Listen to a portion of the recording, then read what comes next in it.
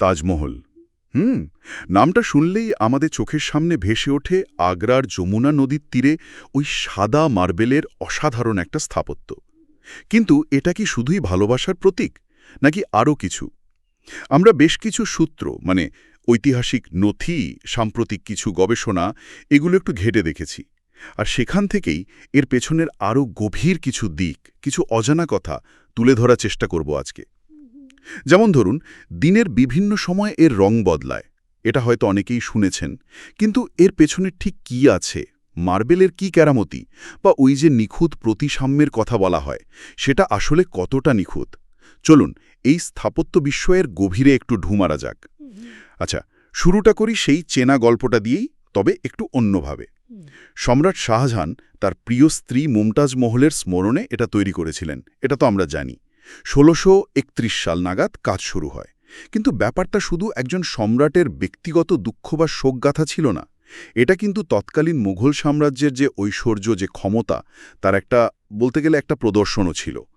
মূল সমাধিটা, হ্যাঁ, ওটা ১৬৪৮-৪৯-এর মধ্যে হয়ে গেলেও পুরো কমপ্লেক্সটা, মানে বাগান, মসজিদ, গেস্ট হাউস, এই সব মিলিয়ে শেষ হতে কিন্তু ১৬৫৩ সাল লেগেছিল। ভাবুন, প্রায় ২২ বছর। আর প্রধান স্থপতি হিসেবে উস্তাদ আহমদ লাহোরীর নামটাই বেশি শোনা যায়, যদিও এটা নিশ্চয়ই একটা বিশাল টিমের কাজ ছিল। ঠিক বলেছেন, এটা একা কারো কাজ নয়। হাজার হাজার শ্রমিক, সেরা কারিগরদের মেধা, শ্রম সব মিলিয়েই এই সৃষ্টি। আর স্থাপত্য শৈলীর দিক থেকে যদি দেখেন, এটা ইন্দো ইসলামিক ঘরানার একটা অসাধারণ উদাহরণ, মানে যাকে বলে মাস্টারপিস। এখানে ভারতীয় নকশার সাথে পারস্য, মধ্য এশিয়ার ইসলামিক স্থাপত্যের এমন একটা মিশ্রণ সত্যি খুব কম দেখা যায়। যেমন ধরুন, এর বিশাল পেঁয়াজ আকৃতির গম্বুজটা, ওটা তো একদম আইকনিক, দূর থেকেই চোখে পড়ে। কিন্তু আরও একটা ইন্টারেস্টিং ব্যাপার আছে, খেয়াল করেছেন কিনো জানি না, ওই যে ৪ কোণে ৪টে মিনার দাঁড়িয়ে আছে, ওগুলো কিন্তু একেবারে সোজাসুজি নয়, একটু বাইরের দিকে হেলানো। তাই নাকি? কেন? হ্যাঁ, কারণটা খুব বুদ্ধিদীপ্ত, যাতে কোনোদিন যদি ভূমিকম্প বা অন্য কোনো কারণে মিনারগুলো ভেঙেও পড়ে, তাহলে যেন মূল সমাধির কোনো ক্ষতি না করে বাইরের দিকে পড়ে। ভাবা যায় সেই সময়ের ইঞ্জিনিয়ারিং ভাবনা। ওয়াহ! এটা তো সত্যি দারুণ একটা তথ্য। মানে নিরাপত্তার এমন ভাবনা অবাক করার মতোই। আর এর প্রতিসাম্য, সিমেট্রি, প্রায়ই তো বলা হয় তাজমহল একদম নিখুঁত প্রতিসম। এটা কি সত্যি? আর ওই যে রং বদলের ব্যাপারটা, আলোর সাথে সম্পর্কটা ঠিক কীরকম? প্রতিসাম্যের ব্যাপারটা খুবই আকর্ষণীয়। মানে আপনি যদি সামনে থেকে দেখেন, ওই যে চাহার বাগ, মানে ৪ ভাগে ভাগ করা বাগান, সামনের লম্বা জলাশয়, তাতে যে প্রতিবিম্ব পড়ে, সবকিছু মিলিয়ে একটা পারফেক্ট সিমেট্রি বা প্রতিসাম্যের ধারণা তৈরি হয়। চোখে একটা আরাম দেয়। তবে একটা মজার টুইস্ট আছে এখানে। মূল সমাধির ঠিক মাঝখানে কিন্তু মুমতাজের সমাধিটা রয়েছে, একদম সেন্টারে। কিন্তু পরে যখন শাহজাহানের নিজের সমাধি এর পাশে বসানো হলো, তখন ওই নিখুঁত প্রতিসাম্যটা কিন্তু সামান্য হলেও নষ্ট হয়েছে। ও আচ্ছা। হ্যাঁ, তবে এটা এত সূক্ষ্ম যে চট করে ধরতেও পারা যায় না। আর রং বদলের যে রহস্য, সেটা লুকিয়ে আছে এর মূল উপাদানে, মানে মকরানা মার্বেল পাথরে। এই মার্বেলটা বুঝলেন একটু অন্যরকম, কিছুটা স্বচ্ছ, ট্রান্সলুসেন্ট যাকে বলে। আর এর সারফেস বা পৃষ্ঠটা আলোর প্রতিফলনে দারুণ সংবেদনশীল। তাই ভোরের প্রথম আলো যখন পড়ে, তখন একটা গোলাপি আভা দেখা যায়। দিনের কড়া রোদে লাগে একদম ধবধবে সাদা, দুধ সাদা। আবার পূর্ণিমার রাতে চাঁদের আলোয় দেখুন কেমন হালকা নীলচে বা সোনালি দেখায়।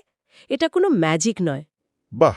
পুরোটাই আলোর খেলা আর ওই বিশেষ মার্বেলের গুণ। তার মানে মার্বেলের কোয়ালিটি আর লাইটের এফেক্ট।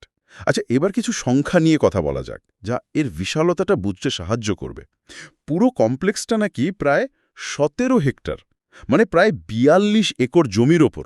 ভাবা যায়, বিরাট এলাকা জুড়ে।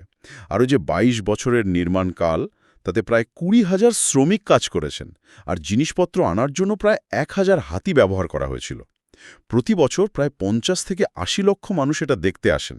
এত ভিড়, এত মানুষের আনাগোনা, পরিবেশ দূষণ, এর রক্ষণাবেক্ষণ তো একটা বিরাট চ্যালেঞ্জিং ব্যাপার হওয়ার কথা, তাই না? অবশ্যই, বিরাট চ্যালেঞ্জ। এটা তো শুধু ভারতের নয়, এটা বিশ্ব ঐতিহ্যের অংশ। ইউনেস্কো ওয়ার্ল্ড হেরিটেজ সাইট সেই ১৯৮৩ সাল থেকে, আর ২০০৭ সাল থেকে তো এটা বিশ্বের নতুন সপ্তাশ্চর্যেরও একটা। তাই এর রক্ষণাবেক্ষণ একটা লাগাতার প্রক্রিয়া, মানে চলতেই থাকে। বিশেষ করে বায়ুদূষণের জন্য মার্বেলের রং হলদেটে হয়ে যাওয়া বা উজ্জ্বলতা কমে যাওয়া, এটা একটা বড় সমস্যা। এর জন্য আর্কিওলজিক্যাল সার্ভে অফ ইন্ডিয়া, মানে ASI, নিয়মিত পরিষ্কার আর সংস্কারের কাজ করে। যেমন মুলতানি মাটি ব্যবহার করে একটা প্যাক তৈরি করে মার্বেলের ওপর লাগানো হয়। ওটা শুকিয়ে গেলে ধুয়ে ফেলা হয়, এতে ময়লা উঠে যায়। আর সম্প্রতি, মানে ২০২৪ সালের বর্ষার পর শোনা গেল যে মূল গম্বুজের কিছু জায়গায় জল চুইয়ে ঢুকেছে, ছোট ফাটলও দেখা দিয়েছে। ও তাই নাকি? হ্যাঁ, তো এই ক্ষতির পরিমাণটা ঠিক কতটা আর কিভাবে নিখুঁতভাবে সারানো যায়, সেটার জন্য ASI এখন লাইডারের মতো আধুনিক প্রযুক্তি ব্যবহার করছে। লাইডার সেটা কি জিনিস? লাইডার মানে হলো লাইট ডিটেকশন অ্যান্ড রেঞ্জিং। এটা লেজার ব্যবহার করে খুব নিখুঁত 3D ম্যাপ তৈরি করতে পারে, মানে একেবারে মিলিমিটার স্তরে ডিটেলিং পাওয়া যায়। এতে কোথায় সমস্যা, কতটা গভীর, সব বোঝা যায়। ফলে মেরামতির পরিকল্পনাটাও নিখুঁত হয়। আর শুধু মার্বেল নয়, কমপ্লেক্সের যে অন্যান্য অংশ আছে, যেমন লাল বেলে পাথরের দেওয়াল, গেটওয়ে, সেগুলোরও নিয়মিত যত্ন নেওয়া হয়। যেতে চান তাদের জন্য কিছু টিপস যদি দেন। হ্যাঁ, তাজ মহোৎসবটা বেশ বড় একটা আয়োজন। 10 দিন ধরে চলে। এখানে ভারতের বিভিন্ন অঞ্চলের লোকশিল্প, সংস্কৃতি, গান বাজনা, হস্তশিল্প সবকিছুর একটা দারুণ প্রদর্শনী হয়। মানে তাজমহলের ঐতিহাসিক আবহে একটা সাংস্কৃতিক মেলবন্ধন ঘটে। আর পরিদর্শনের জন্য যদি বলেন, তাহলে অক্টোবর থেকে মার্চ মাস পর্যন্ত আবহাওয়াটা বেশ ভালো থাকে, মনোরম থাকে। তবে একটা কথা মনে রাখতে হবে, শুক্রবার কিন্তু তাজমহল সাধারণ দর্শকদের জন্য বন্ধ থাকে, নামাজের জন্য। আচ্ছা। আরেকটা ছোট্ট পরামর্শ দিতে পারি। তাজমহলের ভেতরে যে সূক্ষ্ম কারুকার্য আছে, দেয়ালে যে ক্যালিগ্রাফি বা কিছু অপটিক্যাল কৌশলও আছে, যেমন ধরুন গেট দিয়ে ঢোকার সময় মনে হয় তাজমহল কাছে এগিয়ে আসছে। এই খুঁটিনাটিগুলো ঠিকভাবে বুঝতে বা উপভোগ করতে একজন ভালো অভিজ্ঞ গাইডের সাহায্য নিলে কিন্তু অভিজ্ঞতাটা অনেক বেশি সম্পূর্ণ হয়। দারুণ সব তথ্য পেলাম আজকে। তাহলে বোঝা যাচ্ছে তাজমহল শুধু একটা সৌধ নয়, বরং এটা ইতিহাস, শিল্প, বিজ্ঞান, ভালোবাসা আর টিকে থাকার নিরন্তর চেষ্টার এক জীবন্ত দলিল। একদম তাই। এর প্রত্যেকটা পাথর, প্রত্যেকটা নকশা যেন কত গল্প বয়ে বেড়াচ্ছে, কত মানুষের শ্রম, কত বছরের ইতিহাস, আর এই যে টিকে থাকার লড়াই। বেশ, আজকের মতো আমাদের আলোচনা তাহলে এখানেই শেষ করছি। শেষ করার আগে একটা প্রশ্ন শুধু মনে আসছে, ভাবনার জন্য রেখে যাই, যে কয়েকশো বছর পরেও একটা স্থাপত্য কি করে একই সাথে এত তীব্র আবেগ, আবার একই সাথে এত নিখুঁত ইঞ্জিনিয়ারিংয়ের প্রতীক হয়ে মানুষের মনে এতটা জায়গা ধরে রাখতে পারে।